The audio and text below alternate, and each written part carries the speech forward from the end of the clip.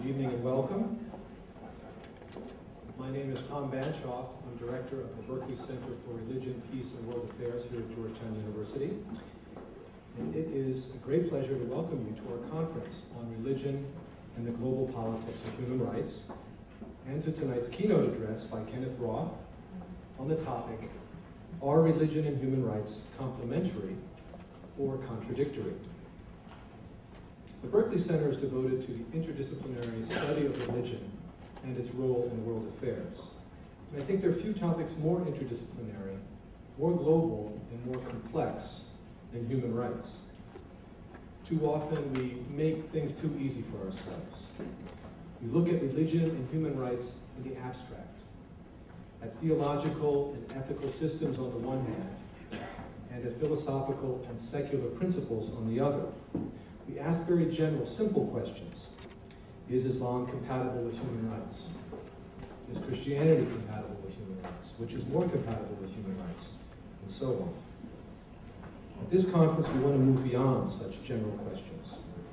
In our conversation tonight, and through our panel discussions tomorrow, we will move from the abstract to the particular, to explore religion and the politics of human rights. How concrete religious communities engage human rights agendas in different world regions, how they interact with one another, with secular actors, with states and international organizations to promote those agendas, or in some cases, to impede them. Tonight we have with us, I think, the ideal speaker to help us start this conversation. Kenneth Roth is the Executive Director of Human Rights Watch, the leading international non-governmental organization advancing human rights worldwide. Human Rights Watch monitors human rights abuses, but also campaigns against them. Kenneth Roth, as his title suggests, manages a large and successful international organization, but he's also a campaigner, an activist, and a courageous advocate for human rights around the world. A graduate of Brown University and Yale Law School, Kenneth Roth served as a federal prosecutor before joining Human Rights Watch in 1987. 6 years later, in 1993, he assumed his current position as executive director. Over these past 13, 14 years, Human Rights Watch has quadrupled in size while greatly expanding its activities. It's now active in some 70 countries around the world. It has added new programs in areas including refugees, children's rights, HIV/AIDS, terrorism, and counterterrorism.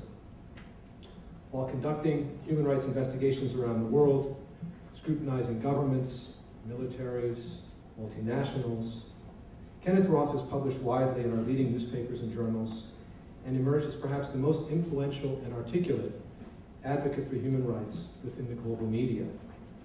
You are no stranger to controversy, and tonight we'll be tackling a controversial topic for us and with us. Thank you for joining us. Ladies and gentlemen, Kenneth Roth.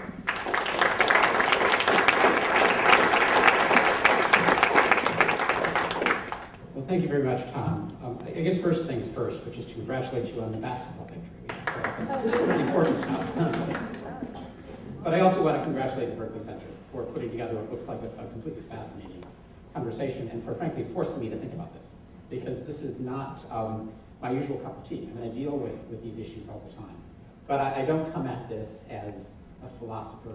I don't have any formal religious education, philosophic education in the religious realm, nothing of the sort. But I do encounter religion quite a bit in my day-to-day work. And so when I thought, okay, well, what can I bring to this conference? Because I really don't have the background of most of the participants. It occurred to me that I could bring a sort of practical dimension. And indeed, most of my day-to-day life is quite practical. In the political realm as opposed to the broader abstract realm. I want to figure out how do I protect rights? How do I get things done? And so as I thought about this, I realized that religion comes up all the time in our work, sometimes for better, sometimes not. And I thought what I would do today is to outline, first of all, some of those practical tensions, and just run through, in a sense, the lay of the land. But then I'd like to devote most of my conversation to sort of four broader problems that I've seen, a bit more abstract of a nature. That as I stand back and think, what does this all add up to? And what role really has religion played in the human rights movement? Now, and I suppose that it shouldn't be exactly surprising that there's this complicated relationship between religion and human rights, because on the one hand, I think the two ventures share a certain concern with humanity, the welfare of the individual, at least in the best of the two traditions, is at center stage. So you would expect active and regular alliances. At the same time, I'm very aware of the fact that the human rights movement is a product of the Enlightenment, that the Enlightenment was about limiting the role of the church in particular in state affairs. And people like Elie Wiesel have called the human rights movement a secular religion, with probably the emphasis on secular more than religion, and not necessarily being complementary, I think, in the process. So there is this duality, there's this tension, this complexity. And as I thought back just to my human rights career, I realized that I bumped into this all the time. I mean, my very first human rights investigation, which was an embarrassingly long time ago, was under martial law in Poland. You may recall that Solidarity had this moment of liberation from the Soviet bloc, and Brezhnev sent the troops in. And so, at that point, with the declaration of martial law in Poland, not literally the troops, it was the Polish troops instead of the Soviet troops, but effectively the same thing. Jaruzelski was the Soviet pawn in a sense. But with this declaration of martial law, I went in to see what I could do at that point. And I still remember, so vividly, on the one hand, the really sort of the dark, cold, lifeless streets of Warsaw. And then I went to a Catholic church. And everybody was holding candles. It was packed. They were all singing. It was this incredibly vibrant movement. And I realized that, in this sense, that the church was, providing, first of all, a haven. It's a little bit more difficult to go after people in the church. But also a motivation. There was something spiritual there that was letting people speak out in ways that, was not happening on the street day to day. Now, there were people who paid a price. I was there just after Father Popiełuszko, one of the really sort of young parish priests, an inspirational figure, but not a terribly senior figure in the Catholic Church, was murdered by a group of thugs.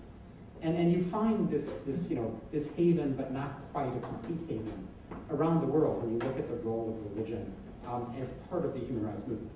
And I sort of went forward. I mean, the next country that I was very involved in was Haiti. And there, again, the Catholic Church, in a very different form, it was called the Églises, the little church, which was just the ordinary parish priest out in the middle of nowhere who was standing up to the Totonacut. And again, sometimes succeeding. There was a radio station sponsored by the Églises called Radio Soleil, which was the only anti-government station around. The Catholic Church could provide that protection. And there was this particularly charismatic priest, some of you may have heard of, Jean-Bertrand Aristide, who later became president of Haiti, although a bit of a disappointing president. But he pushed the limits too much and was almost murdered several times, and a number of his parishioners were murdered. And you see that kind of tension over and over and over again. I think about my time in El Salvador, where the leading group there was Tutela Legal, which was a Jesuit-sponsored legal/human rights organization. It was a tiny little nun who led the whole thing. But then you probably all remember that the Jesuit priests were murdered in cold blood.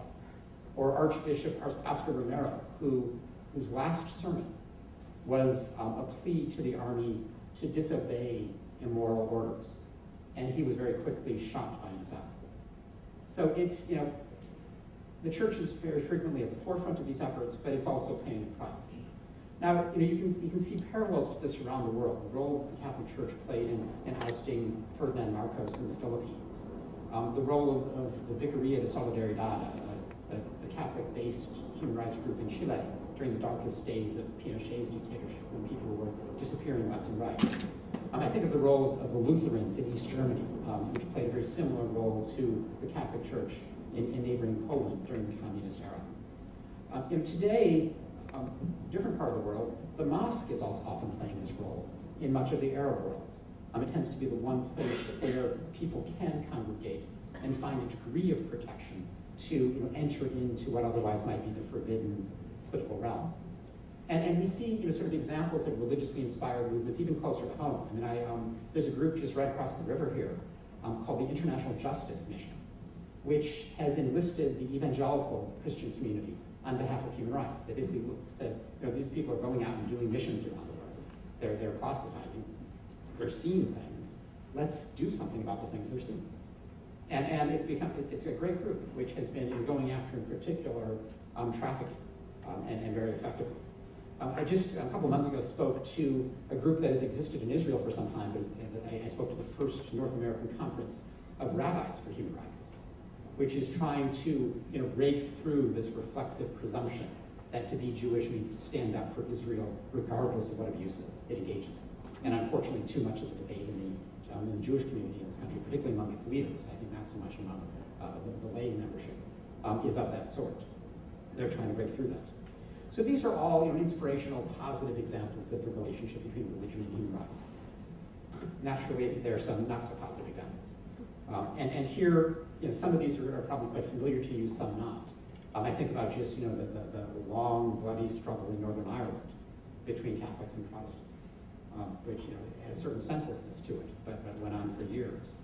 I think about in Sri Lanka, the conflict that is actually revving up yet again with a Buddhist Hindu dimension to it. There's an ethnic dimension as well, and often you'll find there is kind of a cross between ethnicity and religion in these kinds of conflicts.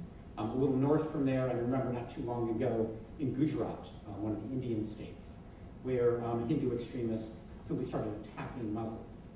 Again, part of an effort there by a sort of a radical or more extremist Hindu leader to secure power by building up tensions in his community. Today, you can't talk about this without talking about Iraq and the sectarian strife here, Sunni versus Shia, a difference that mattered so much less just a few years ago, but has now become a matter of life and death.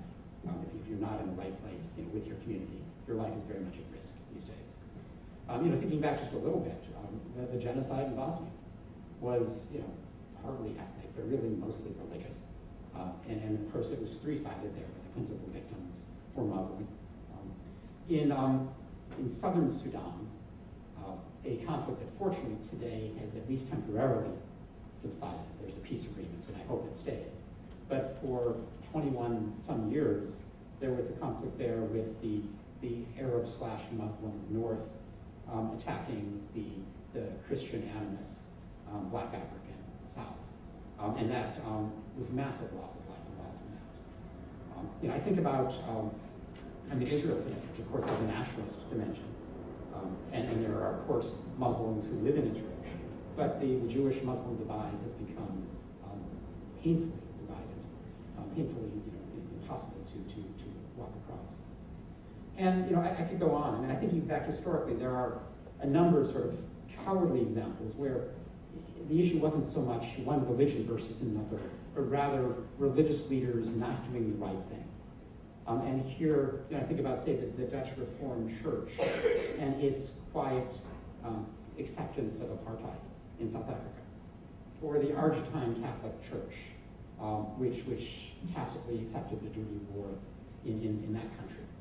I think about the evangelical pastor, Rios Montt, the Guatemalan president, who pursued a scorched earth policy in the Guatemalan countryside that has been called an act of genocide. I think about the Jewish militant who killed Yitzhak Rabin at a moment when it seemed like there might be progress in the peace plan. So, I could go on, but this shows you, a bit of the tensions that I encountered every day as we deal with conflicts and situations of abuse around the world, and find that, sometimes religion is very much on our side, and sometimes religion is the problem. Now, I should note that we shouldn't always take religious claims at face value. Oftentimes people will talk religion, but it's actually a pretext for something else.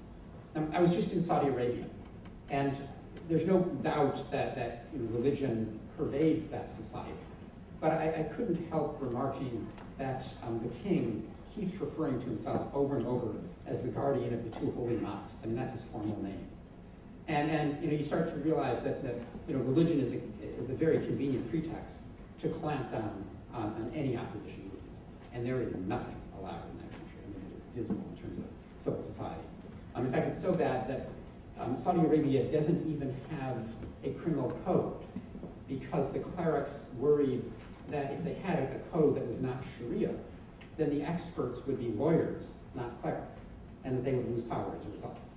And so you have this modern society that finally instituted a criminal procedure code but still doesn't have a substantive criminal code, which is remarkable in this day and age. So, I mean, I could go on. There are many examples. I mentioned the India example where Hindu nationalists were conveniently using religion to pursue their political aims. Milosevic, frankly, tried to transform from a communist to a nationalist via religious strife, and largely succeeded for many years with hundreds of thousands of lives. So that said, I find more often that there is a sort of a common human motivation between religious activists and human rights activists. And I find more and more often that we're able to make common cause, even when there are differences that exist. One very kind of noteworthy example these days is Darfur. Now, the reason we all know about Darfur is because evangelical Christians in this country care about it. Now, that was not a natural form of care because the victims are Muslim. There are no Christians to be seen. But what had happened was because these activist Christians had become very involved in defending their brethren in southern Sudan during the course of that civil war, where the victims were Christian for the most part, they, to their credit, recognized that a murderous regime is a murderous regime. And just because Khartoum has turned its attention from the Christian South to the Muslim West doesn't mean that the evangelicals should stop caring. And the power of this is perhaps best illustrated by the change in the Bush administration's attitude toward the International Criminal Court. You may recall this is the Global War Crimes Tribunal that is designed to prosecute genocidal war crimes or crimes against humanity. And the Clinton administration first didn't sign it. They actually voted against it. They tried to come to a sort of modus vivendi with the court, and at the last minute, the last day of that it could be done, Clinton signed it. Bush came in and erased the signature. It's something we didn't even know you could do. They were so concerned that somehow this court would implicate Americans, and that this would be used to prosecute, torture, or what have you. So this was, a demonized institution. But when we were able to sort of push the issue forward as to whether the International Criminal Court should have jurisdiction over the crimes committed in Darfur, because there was no other institution around, the Bush administration bit the bullet and abstained in the UN Security Council, allowing the ICC to take up the case.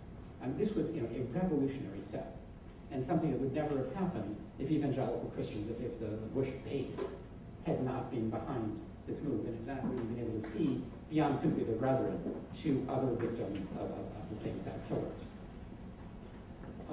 There are lots of other examples today too, where the religious right in this country, which you don't think of as the natural partner of the much more secular, liberal human rights movement, where we're finding common cause. North Korea is an example, where in part I think the motivation is that these are godless communists. They are persecuting horrendously their people, and so as refugees flee to China, the Christian right is trying to rescue them and get them into a safe haven in South Korea or elsewhere. So it's been a very useful partnership. There similarly has been a partnership around the issue of forced trafficking. At times this has been a kind of a delicate partnership because I think the Christian right tends to be a little more concerned with the sex side of things. And so, often the distinction between trafficking and voluntary prostitution tends to merge. That there isn't a distinction that's recognized, whereas in the human rights movement we do make that distinction. But that said, trafficking is a horrible problem, and the Christian right in this country has been a very useful ally. When it comes to persecution of the Christian church in places like China or Vietnam, again, we are partners in this effort. Or more broadly, you may recall the Jubilee 2000 campaign, which again was a Christian-led movement designed to provide debt relief to the most impoverished countries, using the concept of Jubilee to forgive debt. Now this was less a civil and political rights issue as it was an economic, social, and cultural rights issue, but nonetheless was a human rights cause, and one that was very successful.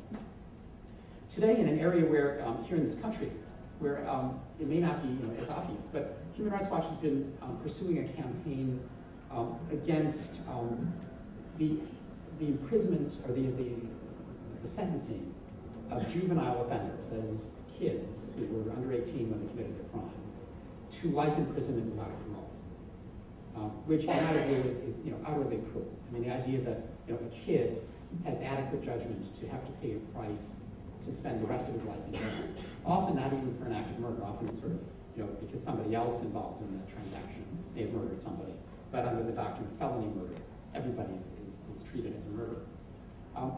We have found that the Christian concept of redemption has been very important here.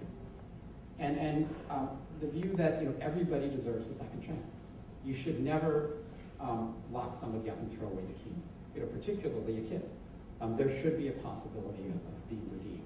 And so here again, in an area that's criminal justice here in this country, we found common cause. Now, I don't want to paint this entirely rosy picture because there have been differences. And part of it has to do with really the failure to generalize the principles the way that it occurred in Darfur. Often that doesn't happen. And so, I think, for example, in China, there's a lot of concern with the Christian church, but in this country, not as much concern with Tibetans, Buddhists in Tibet, or Muslims in Xinjiang province, the weaker minority there.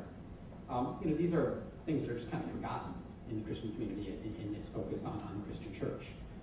Indeed, one fundamentalist Christian leader began to distinguish between Orthodox churches and what he was calling heterodox churches, which is kind of playing into the Chinese view that certain churches are cults and therefore can be repressed, consistent with freedom of religion. So there are double standards even within a country like China. And of course, there are many, many situations where there's awful religious strife, where it's just not on the radar screen of any denomination in this country. I think about, for example, the tit-for-tat Christian and Muslim murders that were taking place in Nigeria just 3 or 4 years ago, with a huge toll, and I don't think anybody even noticed in this country. Or you get supposedly religiously inspired groups like the Lord's Resistance Army in northern Uganda, which in some crazy man's vision of God is running around and kidnapping kids from their family, often murdering their parents in the process, and turning them into child soldiers or sex slaves. There's not a word spoken, for example, about the persecution of Shia in U.S. allies Saudi Arabia. Nothing about the persecution of Jehovah's Witnesses in Georgia, the former Soviet state. Nothing about, say, the Muslim Brotherhood in Egypt, even though this is a group that says and has acted for decades now as if it's committed to nonviolence. There also is a real failure, I think, to look beyond just traditional religious persecution to other important issues. I mean, I was explaining to Tom, I spent most of today talking about Khalid Sheikh Mohammed and the fact that he was brutally tortured. But torture, for the most part, is not something that any denomination in this country has taken up, although I note that there was just a big statement about a week ago from an evangelical group, which is now speaking out against torture, which I think is a very encouraging sign, but is rare. Also, of course, there are times when the church or other religions will take views that are really quite counterproductive for the promotion of human rights. And here I have in mind, for example, the Catholic Church's view of condoms, which save lives. But this this religious doctrine that condoms are somehow wrongful is being put forward, even though we know that the ready distribution of condoms would prevent many, many people from becoming infected with HIV/AIDS. It's hard to justify that with the kind of humanity that informs so much of the Catholic Church's approach to these issues. You find something similar in the Bush administration's kind of religiously inspired fascination with abstinence only as the way of fighting AIDS. And everybody understands that abstinence is one way to fight AIDS. But there are other ways as well, including condoms, which are not getting funded nearly the same. And again, there's this sort of, religiously inspired ideology that is taking the place of a more objective concern with what it takes to save lives. Now, that's a sort of a lay of the land, and it's hard to sort of sum that all up other than to say that it's complicated, and the relationship between human rights and religion is not something that you can just sort of say, well, this is what it is. It really depends, and you find all kinds of different manifestations of it. But I thought what I would do is to talk about 4 broad issues that in surveying that scene occurred to me, and that may be useful to sort of start off the conference's conversation. The first is really the question, is freedom of religion a right apart from other rights, or is it one of many rights? Now, that sounds like sort of an abstract question, but it actually matters a whole lot. Now, at a certain obvious level, you would think, oh, well, these are all just a bunch of freedoms. I mean, of course, freedom of religion's got to be like other freedoms because, religion means you're going to gather with other people. That sounds like freedom of assembly. It means you're going to, you're going to worship. That's freedom of opinion, freedom of faith. It means you're going to sort of speak with each other or pray together. That sounds like freedom of speech. I mean, it's hard to separate these different freedoms, these different rights in reality when you sort of look at how they play out. But there was a very odd dynamic in this country in the 1990s which tried to separate freedom of religion and in a sense to privilege it. And I don't think it did a lot of good, this effort, but I thought it might be useful just to run through the rationale for it. Because there was a view among a number of religiously inspired human rights activists that the secular human rights movement had ignored religion, that it somehow looked down at freedom of religion and looked down at religious people. And so there was really this series of attacks on the various traditional human rights groups saying, you're ignoring this important issue, and we're going to make up for it. So there was a legislative effort which ultimately was successful to see who's going to vote against religious freedom. And Congress passed in 1998 something that is known as the International Religious Freedom Act.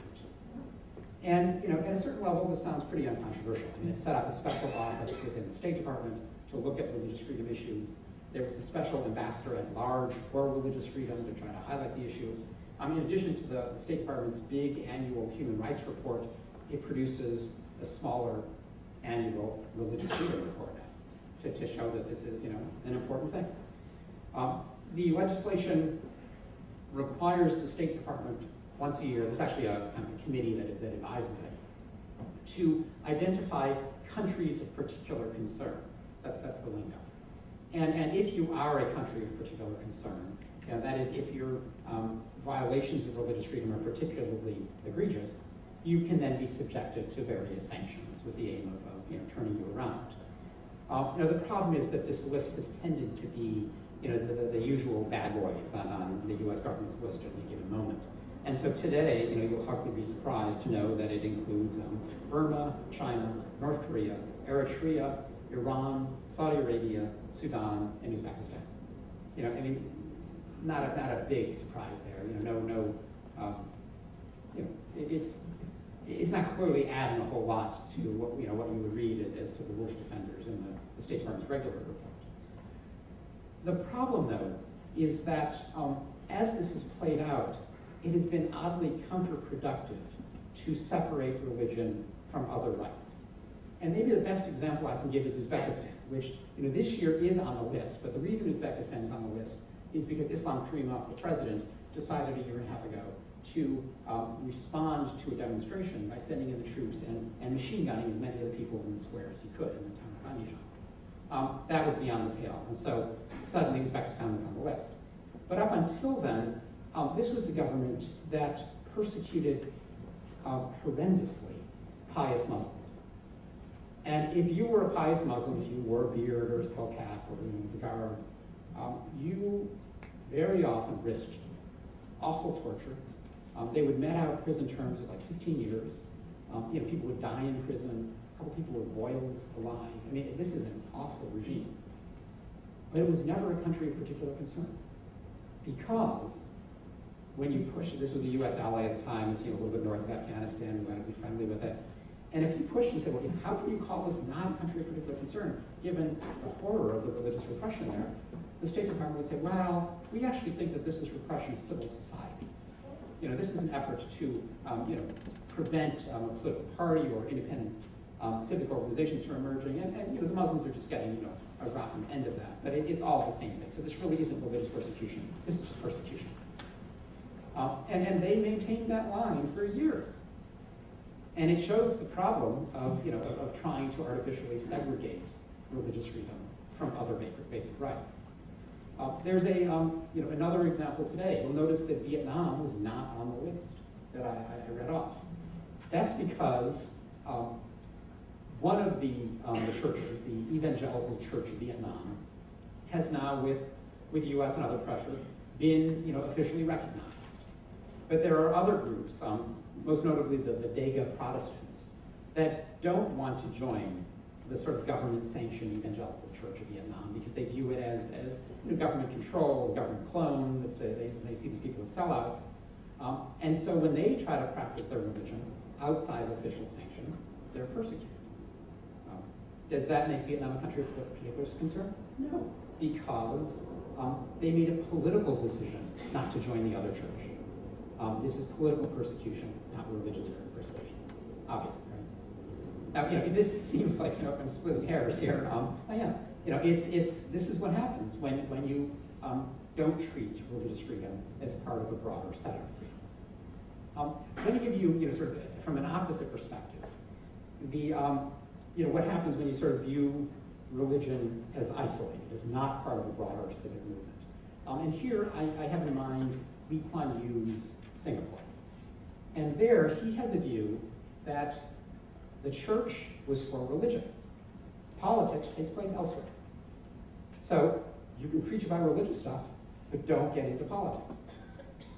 And this view that everything has its sphere. I mean, this was not all that different from his view of elections. His concept of democracy was you vote once every 5 years and you go home and you shut up. No newspapers that are independent. No political organizations. No nothing. You just vote. And then government does its thing for 5 years. And so he had this sort of sense of everything in its place, and the church's place was religion over there. And of course that is a very sterile concept of the church's place in broader civil society. But it shows what happens when you start thinking about religious freedom separately from other rights. I think maybe the most complicated manifestation of that separation today is in the Islamic world, particularly in the Middle East, where I mentioned the mosque is in many ways the shelter for political freedom. Because it is sort of untouchable. It is very difficult for governments to crack down on the mosque. But that gives the mosque sort of a political advantage when it comes to elections. And so the only group that's really been able to organize and put together the social service network and build up the goodwill that will lead to political victory when elections take place has been the Islamists.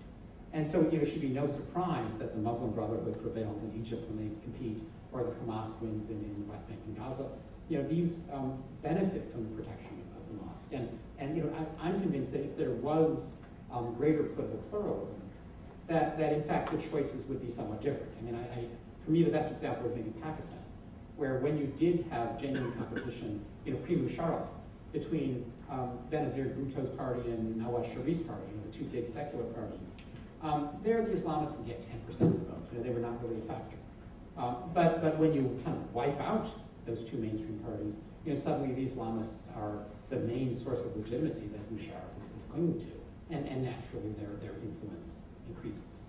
So, in the question, should we think about religious freedom as part of or separate from the broader human rights movement? I'm a strong proponent of a holistic approach, that religion isn't different. from the other rights that we're about.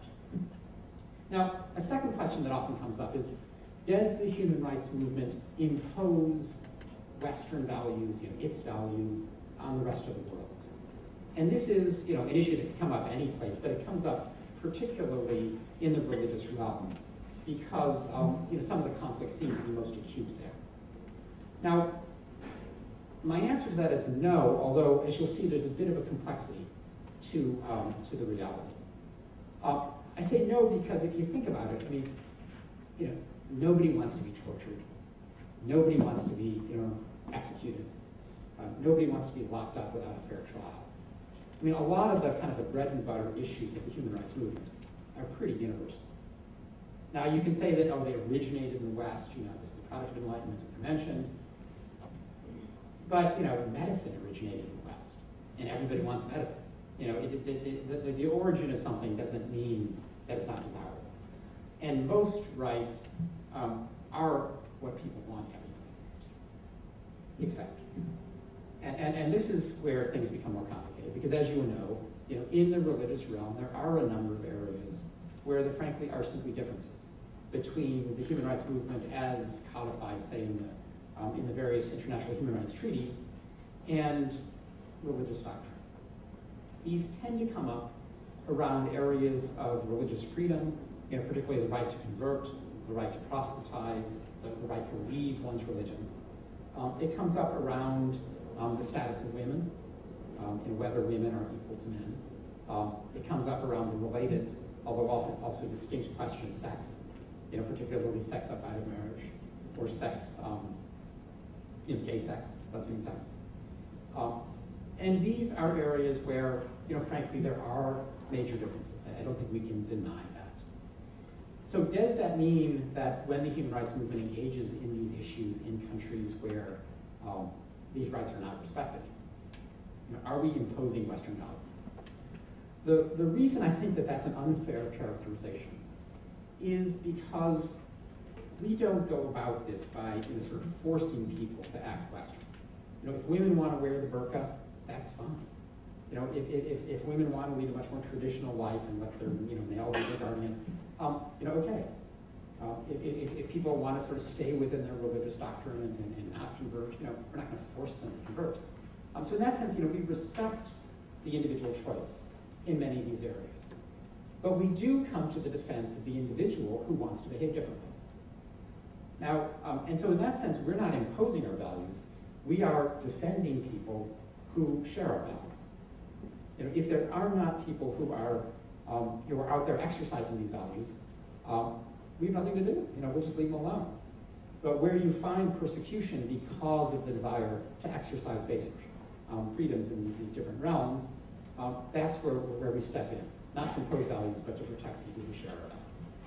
Now, that is an issue that obviously comes up with respect to Islam quite a bit. But it comes up, say, with Hinduism and the concept of caste that's within it. There are many Dalits in India, the untouchables, have converted to Islam or to Buddhism or Christianity as a way of sort of getting past caste restrictions. Many Hindu groups have gone after them through kind of mass forced conversions and attacking missionaries and the like. So and of course we've come to the defense of the Dalits. We have major projects on that. So it's not just an Islamic thing by any means. And I can give you many Christian examples as well. So ordinarily, I think the way to characterize this is, we are defending people who share our values, who are trying to act consistently with that. But there is one complexity. Let me just highlight that because nothing's simple in this world. That is the communitarian argument. The people who argue that communities have a right to protect their communal goals or communal values by imposing those values on the individual. Now, that is an approach that I have to admit is antithetical to the human rights movement. We believe that the individual comes first, at least in these certain realms. There are certainly responsibilities that every individual has. We're not anarchists, where we say society has no interests. But, and so we're willing to allow a community to impose its values through schooling, through various acculturation efforts, through various regulations that are reasonable up to a point. But at a certain limit, we say no, this is a matter of individual choice. And that comes up, again, on questions of equality of marriage, equality of divorce, equal rights to property. I mean, the range of issues that are said to be, intrinsic in one religion or another, but contradict some of the anti-discriminatory provisions of the human rights cause. And I think there's no denying that human rights are about the individual. And so, in that sense, we reject the communitarian argument. I think that's the right thing to do. I think that allowing the community to impose things on the individual is extraordinarily dangerous. We encounter some of the worst atrocities of the world with some kind of purist vision of what the community requires, and that was Hitler. But nonetheless, I think I've got to be candid with you that there is that tension. Now, a third issue that I wanted to highlight is that the human rights movement comes into conflict in these areas not simply with respect to efforts to impose a religious vision. We also come into conflict with some societies that want to impose a secular vision. And here, I'm not going to dwell on this, but I think one of the best examples is the headscarf issue, where, in Turkey, for example, women cannot go to higher education if they're going to wear a headscarf. Women cannot have government jobs if they're going to wear a headscarf. Erdogan, the Turkish prime minister, his wife wears a headscarf, and she doesn't go to official functions. She's not allowed. Now, that is an extreme form of secularism that we have protested. Similarly, in France, the concept of laïcité, secularism, which is, they're clearly their secular religion. There is once more the view that it is wrong for young girls to wear a headscarf to even elementary school or high school. And there's this imposition of this concept of a secular society, even on believers. They're not allowed to manifest their belief in these otherwise harmless ways, these ways that are not doing any harm to anybody else. They're simply a manifestation of their personal beliefs, and therefore ordinarily would fall within the realm that we want to respect the exercise of those rights. Now, to complicate this, and of course everything is complicated, many of the advocates of bans on headscarves do it in the name of protecting the women. They say that if you don't prohibit the headscarf altogether, then these women are coming out of conservative parts of society, and their fathers or their brothers or whatever are going to force them to wear the headscarf. And so, the proponents of laïcité say, we are respecting freedom of conscience by protecting these women from coercion. Now, I understand that. I don't think that's said disingenuously, but it is a dangerous argument because while there clearly is social pressure on many of these women, I don't deny that reality, I'm very uncomfortable with the kind of paternalism that lies behind that rationale for ban. You find this with respect to women over and over and over again. There's this tendency to infantilize them and to say, these women just can't stand up to social pressure, so we're going to do it for them by imposing all these rules. And that's, of course, how you get to the burden. That women are sort of a temptation, that it's important to protect them, and so if you force them to wear these completely non-revealing clothes, we're doing this for their own good. And that very quickly leads to enormous discrimination and repression. So I'm quite suspicious of these paternalistic arguments, but I mention it nonetheless because I think often they are made in good faith, and there's something we have to deal with. Now, final point. Let me conclude about, and I've highlighted some of the problems that exist between religion and human rights, but let me, if I could, highlight what I see as the greatest potential complementarity between the two movements. And to set this up, let me first explain what I mean by the human rights movement, because it may not be entirely obvious to an American audience. We tend to think of human rights in terms of going to court and suing government. You bring in the ACLU when your rights are violated, and they get some judge to tell the government to stop. And so, what the law is and what a judge says the law is the key to defending rights mostly in this country. At least that's how most Americans think of rights. And indeed, if you say the term human rights, most people in the United States think that that's other countries. Here we have constitutional rights or civil rights, but we don't have human rights. That's Peter Shea. So, and this comes, I think because of this tendency to view rights as simply legal. Now, the human rights movement, though, was founded basically in countries where there was no recourse to the law. Countries where there was no functioning legal system, or a compromised legal system. And so, in my view, the key to understanding the human rights movement is not this body of treaties that, I could cite chapter and verse, and there are many law schools that now teach, and you can major in this and so forth. But it's not all that stuff. For me, the human rights movement is this methodology that we've developed to protect rights in situations where you cannot resort to the law, where there is no judicial system to turn to. And in those circumstances, what we do is we investigate, document, and expose the atrocities. We shine a spotlight of public opprobrium on these abuses. And because dictators don't like their crimes to be exposed, because that's often shameful, because it delegitimizes them before their people or their peers, it's a very powerful tool. But for this exposure methodology to work, people have to think that what you expose is wrong. And that's where I see the human rights movement and religion needing each other. Because it doesn't really do us a lot of good to be able to say, well, Article such and such of the Fourth Geneva Convention prescribes this conduct, and so therefore you shouldn't do that. That doesn't convince anybody when it comes to this realm of moral condemnation. That works for a judge. The judge is going to go look up the Geneva Conventions and figure out what they said and what other interpretations were, and you'll get classic legal opinion.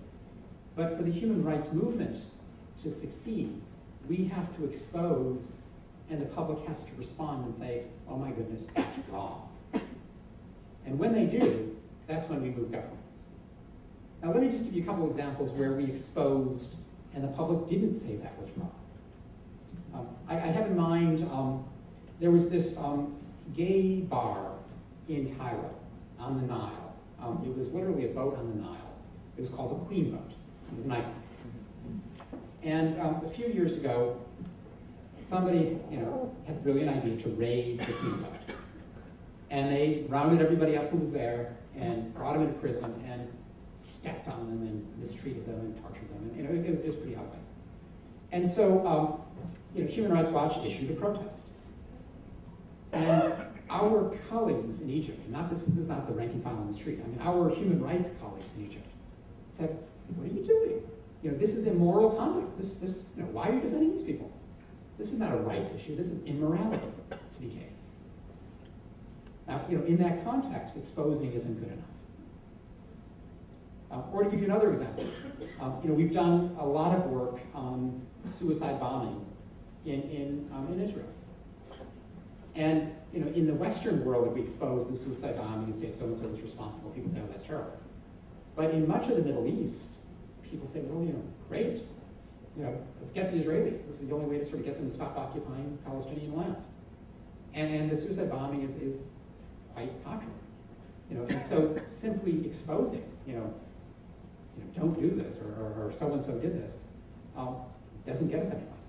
Because the relevant universe, the people who have the greatest influence over the would-be suicide bombers, or the people who are directing the suicide bombing, they don't complain. They don't think there's anything wrong.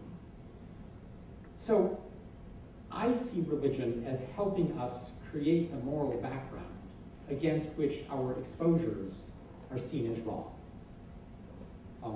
It's not alone. I think the human rights movement does it also just through our case studies. We're able to tell stories in compelling ways. So-and-so is suffering because of this practice, and people can identify with that. But I think that religion has an absolutely critical role to play in building that moral backdrop so that the human rights movement in the non-ACLU sense of the term can succeed. Now, how can it do that? First of all, it's essential that religion teach identification with the other. Religion as tribalism doesn't help. Because if it's the other tribe, and that's all you see it as, they're not human beings, they're the other, you don't identify with them, and you don't think that there's anything terribly wrong with bad things happening to them. So there's a need for religion to get past the us versus them, to embrace the common humanity of us all. Sometimes that happens, sometimes it doesn't. But I think the best religious leaders do find that common humanity and break through the us versus them tribalism that is, so common today. Second, religion doesn't teach this moral backdrop through fundamentalism. And by fundamentalism, I mean sort of the literal references to the text. It says this here, and therefore, you got to do that. The best kind of textualism, in my view, is interpretive textualism. An interpretation that tries to find, okay, that's interesting there, and maybe contradicts over there. What's the common principle? What's the moral principle that we can find that draws together these different texts, or that updates these texts to the modern world? That kind of moral interpretation, which of course many of the best religious leaders do, is what we need to develop the personal morality on which the human rights movement can thrive. But this reversion to the old text, as if somehow we can recapture some ideal world from centuries back, is the antithesis of the sort of moral thinking that the human rights movement needs in order to develop this broader public morality. So, I see religion as a key partner in this sort of ethical instruction. Now, it doesn't have to do this by itself. I mean, the human rights movement does this as well. Let me just go back to the two examples I just cited. After we protested the Queen Boat case and realized that we had a lot of work to do with our own colleagues, let alone the Egyptian public, we went back and said, okay, how can we get ordinary Egyptians to identify with these gays? And we realized that the way to do it was to focus on the torture. That there was, even though homosexuality may be frowned upon, there was enough of a consensus within Egypt that torturing anybody is wrong. And so we went back and we did a report on torture. And we did torture of gays, but we released it at the same time as the report on torture of Islamists and torture of secular opposition leaders. We had 3 torture reports. And we got a group of 5 different Egyptian human rights groups to sit at press conference with us and say that these are all wrong. And this was a step toward broadening the moral principle and recognizing that even if you're gay, there is an element of humanity in there which an otherwise closed-minded Egyptian can open up to. We've done something similar with respect to suicide bombing. We have spent quite a bit of time over the last 2 years meeting with religious and civil society leaders and journalists and the like around the Middle East, talking about the idea of, is it wrong to attack civilians? And usually they'll say, yeah, it's usually wrong, but not if the civilians in Israel. And so we were, and the key to beginning to change that conversation was Iraq, because suddenly, suicide bombing was getting out of hand here, and the people who were dying were Muslims. And so we found very noticeably that we were able to sort of extend the moral principle from Iraq back into Israel. And we're not quite where we want to be, but Palestinian and Egyptian and other Arab human rights groups are beginning to speak out now against suicide bombing attacks, even on Israelis. They're talking in broad terms. And so it shows that it is possible to push the moral envelope step by step. This is what the human rights movement tries to do, but religions around the world have a key role to play in this, what I hope is a partnership. So, I think our common goal is that both of our movements are informed by basic values, and values that I think in the highest tradition of both of our movements are values that are principle values that are not just us versus them values, but ones that do find the common humanity among us all, and that can transcend the divisions of sect or tribe to recognize that the rights for my people should also be the rights for yours. So thank you very much.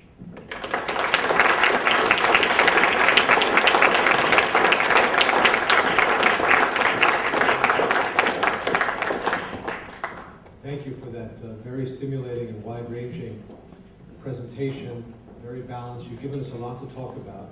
Normally my role would be to stand up here and direct traffic, but we chatted beforehand. You've got so much experience fielding questions I think I'd be redundant to stay up here. So Ken will be able to address your questions directly, and Sarah Gorfinkel has a mic right here which you can pass to you. So please indicate if you'd like to ask a question. Please stand up, introduce yourself briefly, make not a brief statement, but a brief question, and that way we'll be able to squeeze a lot into the next 30 minutes. Thank you.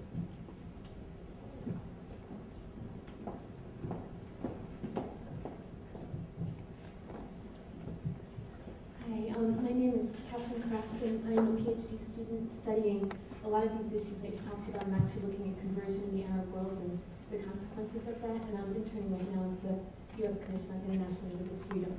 Sorry, that was a long introduction. And I really, really appreciate everything you said, especially in the context of working with religious groups. Like, with my religious background, that's just really meaningful to hear from a group like yours. And I'm wondering what exactly you do do you have any networks or cooperations, or how do you work with religious advocacy groups on some of these things? Yeah. I mean, I have to say that it's mostly at this stage ad hoc. It's not as if there's a, some kind of group or conference that gets together monthly. They really are kind of, coalitions of the willing around particular issues. And so, on something like Darfur, there are evangelical groups, there are Jewish groups that are just out there. And so we're, our activists on Darfur are talking with these people regularly. What's the strategy in the U.S. Congress? What's the strategy of the UN? And there's a lot of just ad hoc cooperation. But what we don't have, and we probably should have, is some more regularized way of talking with people, because we have not been all that successful to say, okay, we work great together in Darfur. What's something else we should work together? That conversation at that kind of level hasn't happened yet. But it should.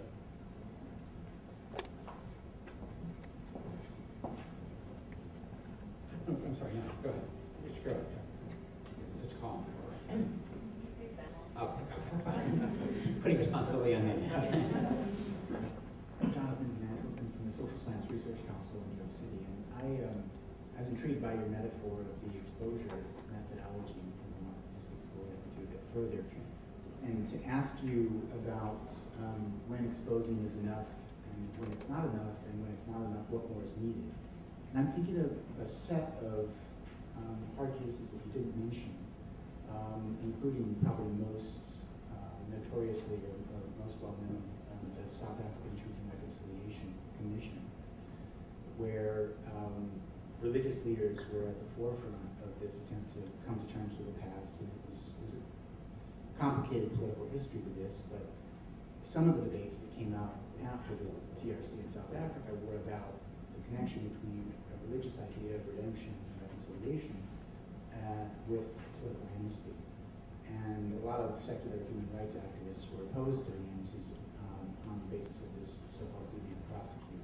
So I was curious about that particular difficult case, because it seems like the Truth Commission is all about the exposure methodology.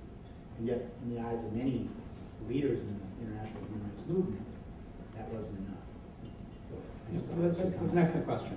And I should say, I highlighted the exposure methodology, but in fact, the way we get things done is threefold. And we expose and shame, and that probably is our bread and butter. But we also go to powerful governments and get them to use their influence, whether it's diplomatic or economic or cutting off arms sales or what have you, to try to pressure the target government to change. And then the third thing we do is we try to get the worst offenders, the people who were responsible for genocide or crimes against humanity, we try to get them prosecuted. And that is still very much part of the methodology. Now, the South African Truth and Reconciliation Commission, I think to understand it, you have to put it in historical context. Because at the time, it was indeed a big step forward. Because I think what you have to compare it with are the similarly named Truth and Reconciliation Commissions, the Redding Commission, for example, in Chile. Where there, they exposed, but they didn't even name the names. They exposed what happened, but they didn't attribute any individual responsibility. There was no duty to testify on any individual's part. And the big innovation in South Africa was, okay, we'll give you amnesty, but you've got to come forward and confess your crimes. You've got to reveal everything.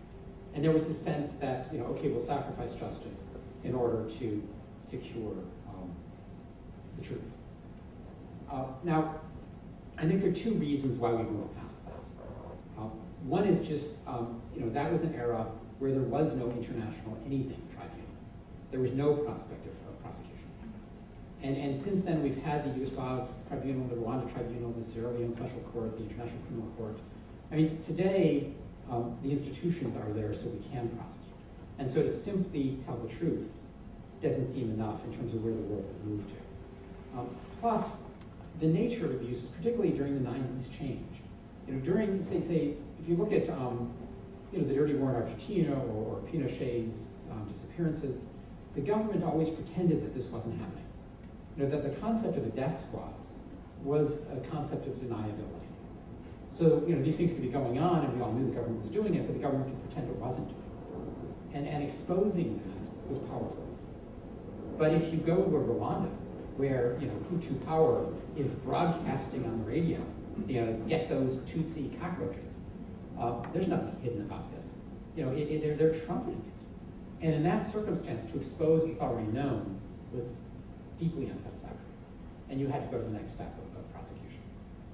And it was a matter not simply of having some form of punishment, some form of respect for the victims, but there's also the concern with deterrence. That if a dictator who's thinking about going down the path. I think that that's where the interesting debate is, and not to take a side of it, but just to put a finer point on the two sides of the debate. I think what Archbishop Tutu was on about was not so much sacrificing justice. The response there, and part of the South Africans who followed the commission was, we're doing something different, and it's called restorative justice, which doesn't get as much play in the international human rights scene, but I think that's the interesting issue that has to be debated. That justice is about social transformation, not simply putting a certain select number of perpetrators in jail. So I don't know if you want to respond to that. I think that there were some serious issues about justice. That's the concept that's used. I mean, I guess I question whether you really do, whether just telling the truth is enough of the healing process. If you look at, say, what's happening in Argentina today, where they had their truth commission, sort of Chile-type truth commission, where things were revealed but nobody was really held accountable. We're now, 20-some years later, and there's this real urge for justice. There has not been the social healing.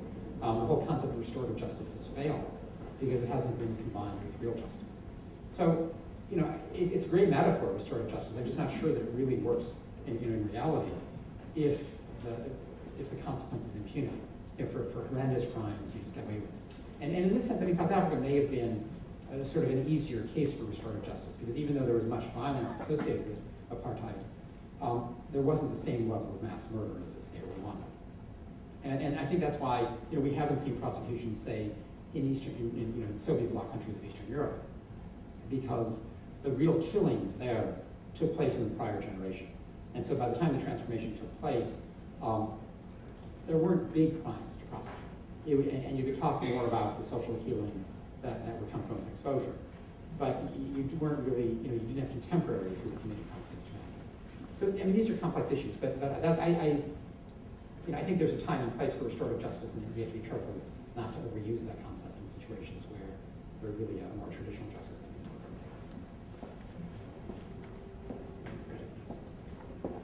delivered.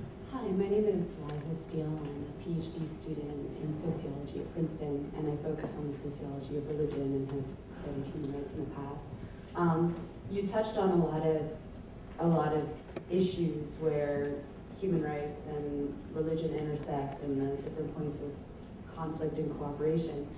One thing that I wonder about a lot here is where rights are derived from. And a lot of people say that you can't have the concept of human rights without having some sort of supernatural definition of right and wrong. And I was just wondering what you think about this, and if, how do you derive the idea of basic human worth on which we base the whole system of human rights? It's a great question. I can't answer that one. That's what you need this conference for. I'm lucky to be able to duck it, because as I opened up, I'm very pragmatic on these sorts of rights. And I play off people's sense of right and wrong, which exists. I don't have to ask where did it come from. I try to develop it, but as long as it's there and I have something to work with, it doesn't matter where it came from. And so I got that question, and I don't, I mean, not just politically, I don't know the answer. So I mean, could you have a sense of right and wrong without religion? Maybe, maybe not. I know there's a huge debate about that, and I don't. There are other people here who can answer that better than I can. Sorry. Let's go back over here.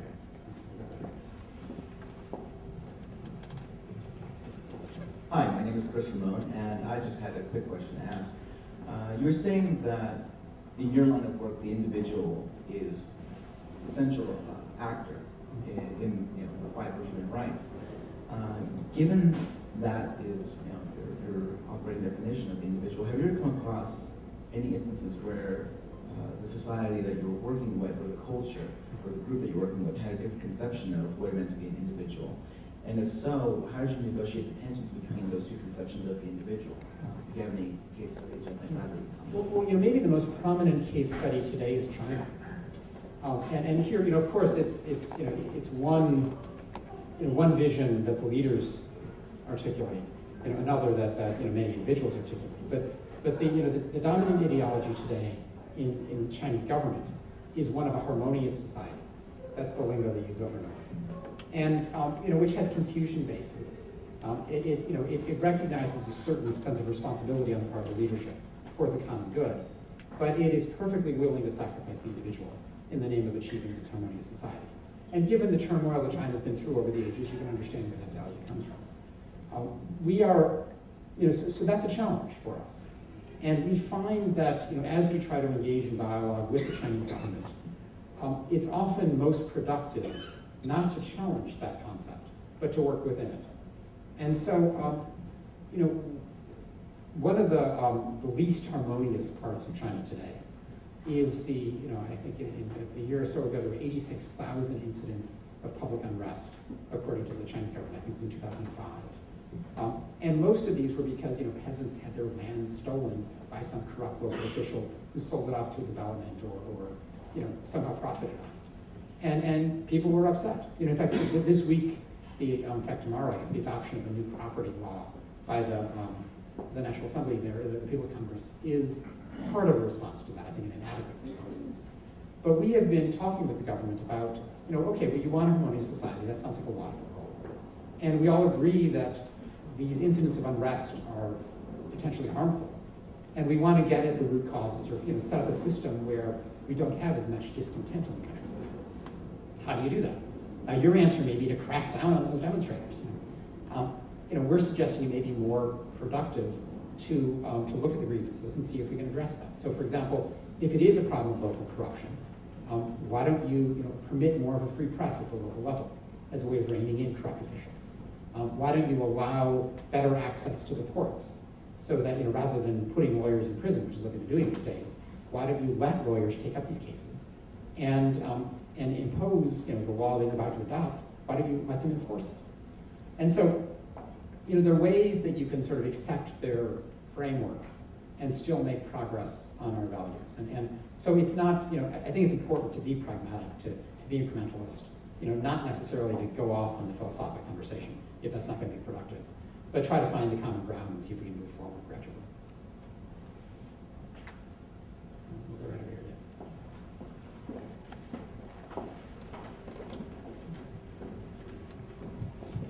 David Hutt, I work with a domestic disability rights NGO. You mentioned that there was, when the United States separated religious rights from other rights, that there was a perception that the human rights NGOs were not as receptive to religious rights as other rights. Did they offer any proof or examples of that, and if so, what was the reaction of the human rights NGO community? They did offer examples, although to be honest, a lot of this was refighting the Cold War. The main attackers were people who had sort of earned their spurs, particularly during the Central American conflicts. And if you sort of see who was defending the Contras in Nicaragua, they tend to be the same people who were attacking us a decade later for ignoring religious freedom. And again, you know, the Contras were the religious people, the Sandinistas were godless communists. Human Rights Watch at the time was reporting on both sides. We called America's Watch then, but we were reporting on both sides. But we were critical of the Contras, very critical. And some of the people who were defending the Contras came after us, a decade later.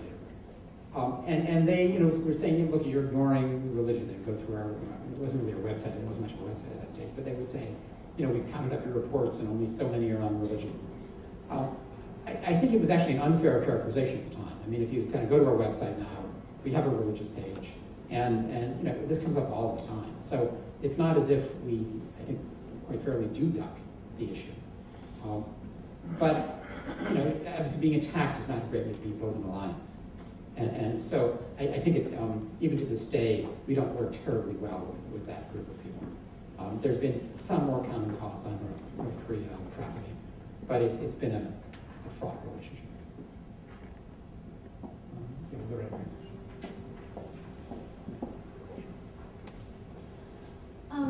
And this may not be a question you can really answer, might be a case-by-case sort of thing, but I'm curious, in your experience, have you felt that it's more difficult working with, political government institutions who are imposing religious intolerance, or more difficult to work with religious groups who are imposing intolerance? And for instance, right now, do you feel like with the situation in China, I know that there's a lot of trafficking going on with people in Falun Gong, and that they're really trying to undermine that religious society. And yet, there's also all these instances of religious groups fighting with each other. Do you find that it's easier or harder to negotiate with a political or government institution? Or? Well, I mean, we spend most of our time with governmental institutions. So, I mean, where we get involved with religiously inspired groups, it tends to be more once they rise to the level of, say, a rebel group, once they take up arms. And so we cannot, treat them under the Geneva Conventions as a warring party. If it's just, the usual sectarianism with religious groups at each other's throat, metaphorically rather than literally, we can step back from that a little bit, and we don't have to, resolve that conflict. And so in that sense, I think, traditionally it's harder to deal with governments, but, governments do have a certain sophistication.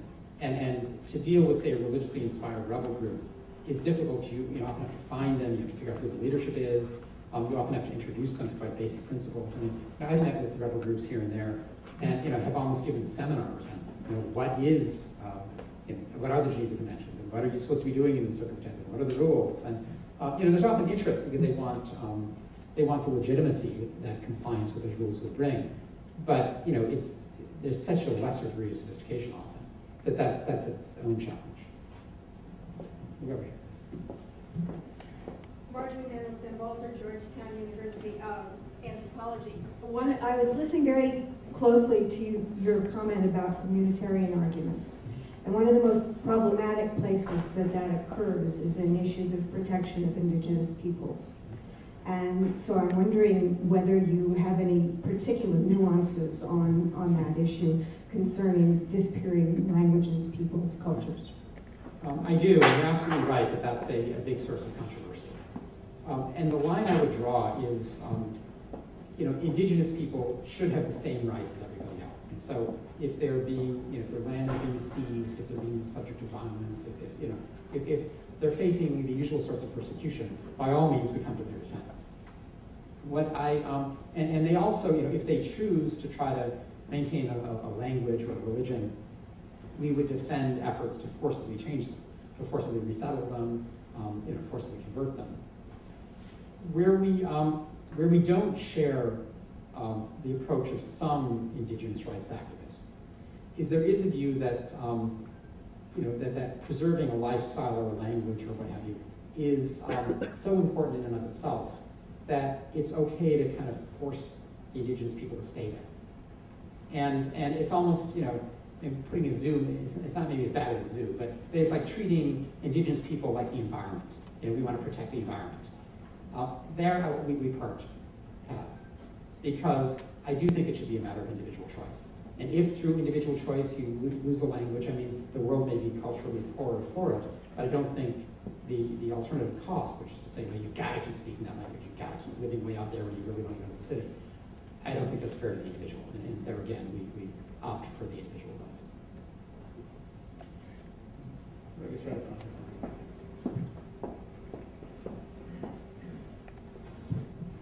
Stanley Coburn, Georgetown alumni with the Cato Institute. I was thinking about the question that the student from Princeton asked, and the question I would ask in response is, how do you justify civil disobedience, if not an appeal to a higher law? And that would be natural law, as we said in the Declaration of Independence, the laws of nature and of nature's God. And that way, and that was also much of the source of the civil rights movement here. And so would that be a connection here, the justification of civil disobedience? You know, I mean, it might be, but not necessarily, because I don't defend what we do simply on positive law grounds. If that's sometimes the answer you have to give to a government if they're saying, you know, who are you to say this? And so we're just, holding you to the treaty and ratifying it. So, and we use that language sometimes. But the, as I mentioned, I think the power of our movement is not from our ability to cite laws, it's from our ability to appeal to moral principles. And so, civil disobedience could just be an unjust law, unjust because we feel it's wrong. And we feel it's wrong maybe because we have a religion that tells us that, but maybe because we've developed an ethical system that tells us that as well, somehow independently, at least in a more immediate sense from religion.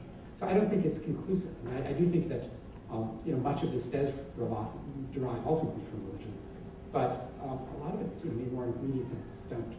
So I don't know if it answers your question, but I don't think it's conclusive. Father John Hoy, Woodstock Theological Center. I just want to express my appreciation of Human Rights Watch. I've been watching The Watch for years, and I think they're doing a wonderful job. But I have a question which is both very general and very specific. Your methodology exposure methodology relies on a response of indignation.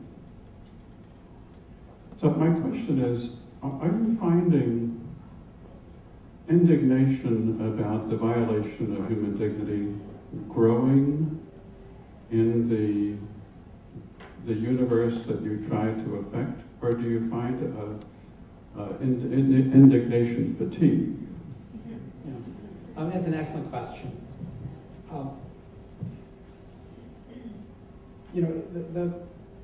Let me sort of answer it by a little bit of a dodge, which is to say that while we do rely on the public sort of saying such and such is wrong, most of the time we actually use the press as a surrogate for the public, because governments don't do polls every day, and governments tend to assume that if something is coming up in the press, that behind that is public outrage.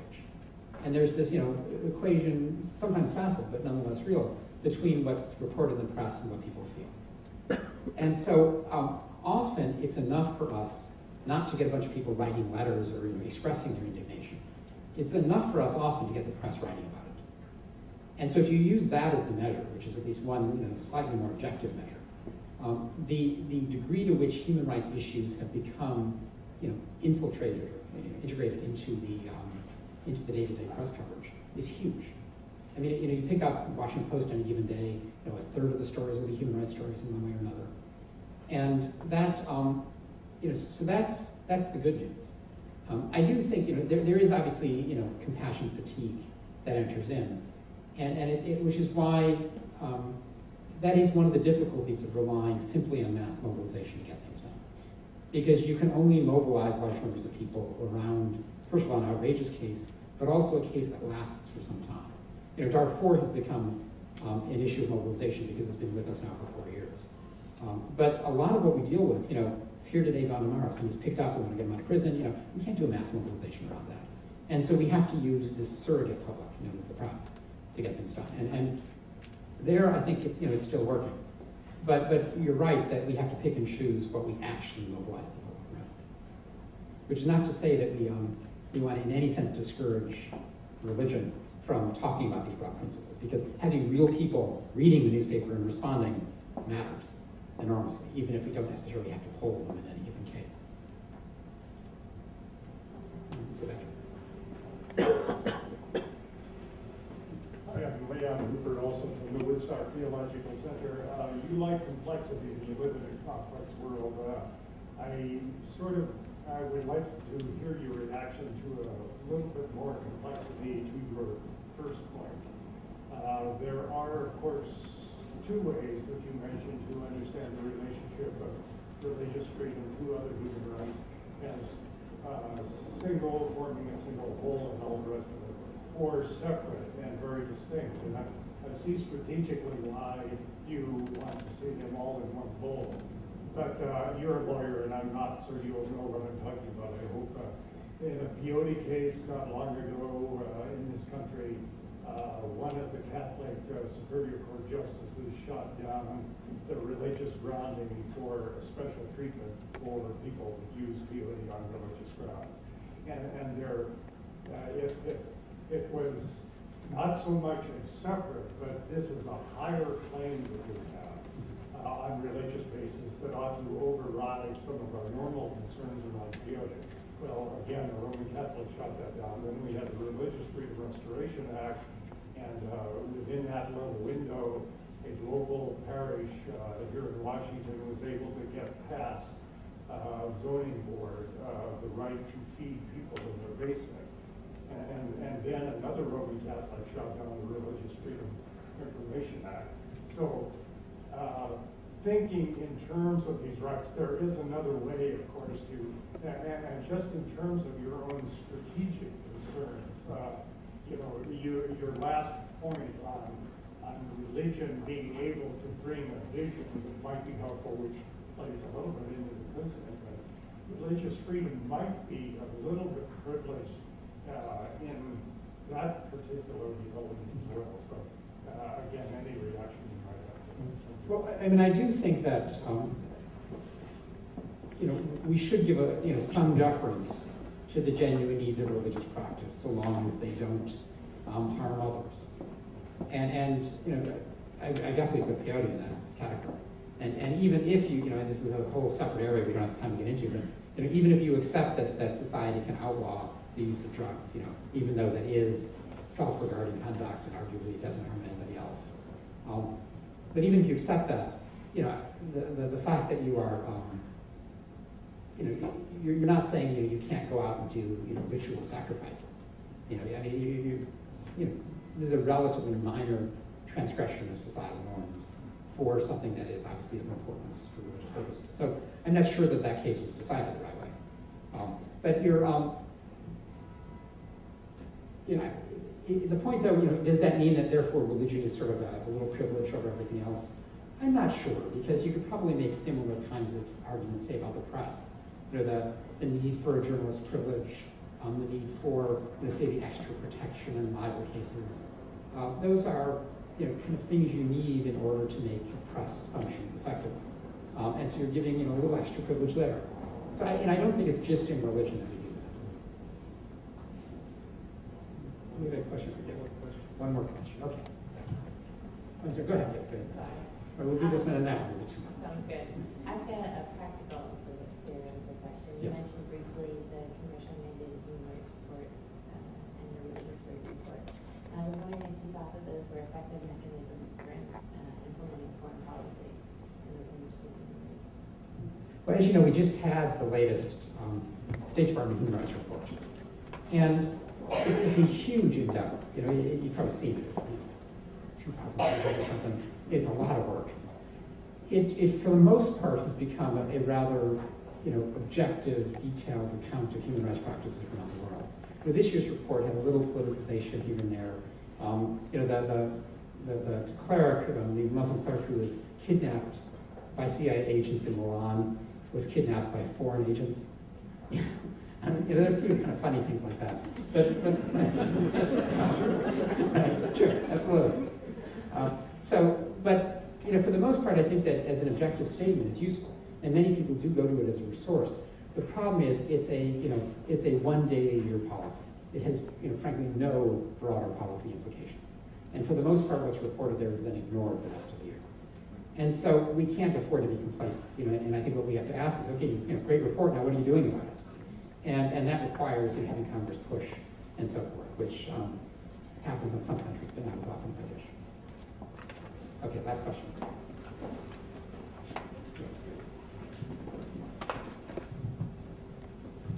Gay Gibson-Chima, Georgetown.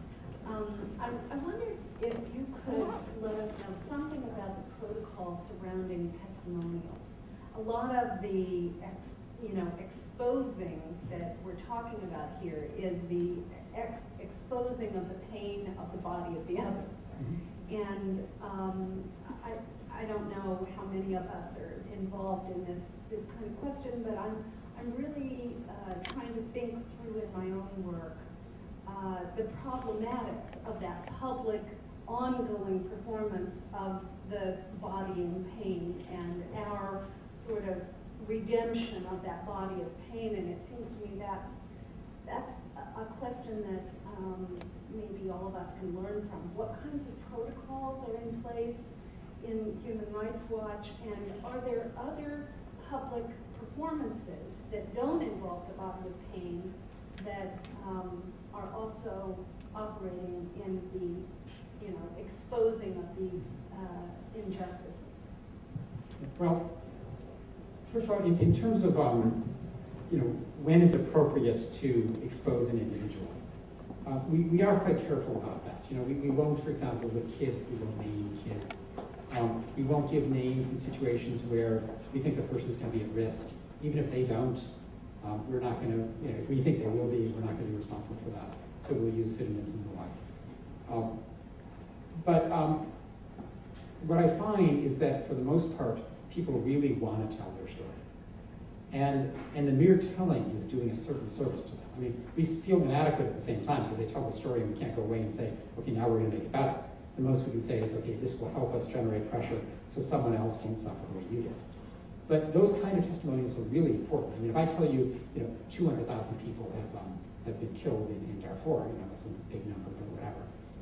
If I start, describing personal tragedies, even with people you don't even know, just a human being, it's much more moving. And so, we do need those testimonials. Now, do we ever use, positive and negative testimonials? A little. What we do every year, actually, and this is, one of our major fundraisers, we bring a group of our allies from overseas to the United States, and we have a series of dinners honoring them. And these are, they don't work for Human Rights Watch, they're independent human rights activists, but they're great people. They're people who have been super courageous and who are real, visionaries. And we spotlight them. And it's one of the best things we do. People love it. Because, it's not just tragedy, awfulness, it's inspiration. And so, we probably should do more of that, but that's the most prominent thing we do along those lines. Anyway, thank you very much.